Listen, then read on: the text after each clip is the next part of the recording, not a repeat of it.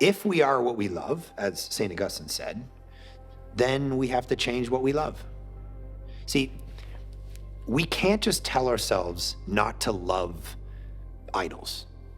It doesn't work. Okay, stop lusting, stop being greedy, stop gossiping, or whatever the thing that rules your life is. I've watched the church approach our culture and demand that they behave like Christians before they even love Christ. It doesn't work.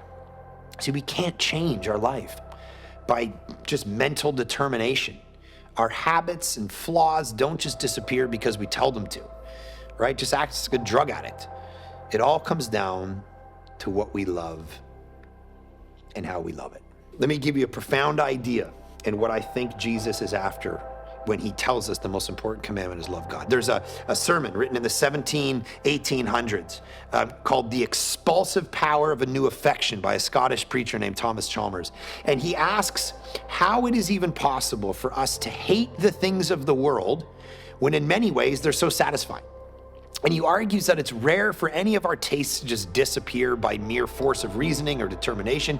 However, he says, he explains it this way. He goes, we're not quite without hope because what cannot be destroyed may be dispossessed. He says the heart is such that the only way to dispossess it of an old affection, listen to this, is by the expulsive power of a new one. It's not just by hating one thing. You got to love something more than you love that thing.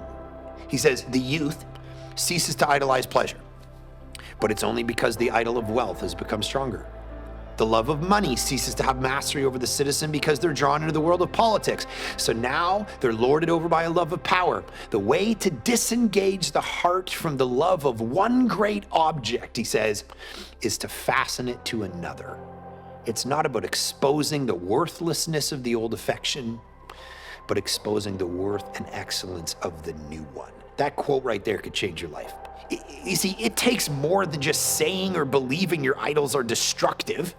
It's about coming to believe that God is better. Taste and see that the Lord is good, the Psalms say. The heart needs to fasten itself to something that it loves more than the sin, something that's better than what the sin offers and the satisfaction it gives us. See, I started smoking when I was in 8th grade, and I smoked all the way up to the time I was like 24. How did I smoke that long? I loved smoking. I loved it. The satisfaction it gave me, the way it tasted, it was great. You know the only way I ever stopped smoking? People tried to give me the government put pictures on cigarette packages of bleeding brains and like rotting teeth, and they're like, hey, you shouldn't smoke. It didn't do anything to me. Because you can't just tear down idols. I just go into the convenience store, I go give me 2 bleeding brains and a donkey teeth. I don't care. The only thing that made me stop smoking was because I fell in love with a girl. And she didn't like it. And sooner or later, my love for her deconstructed my love for it.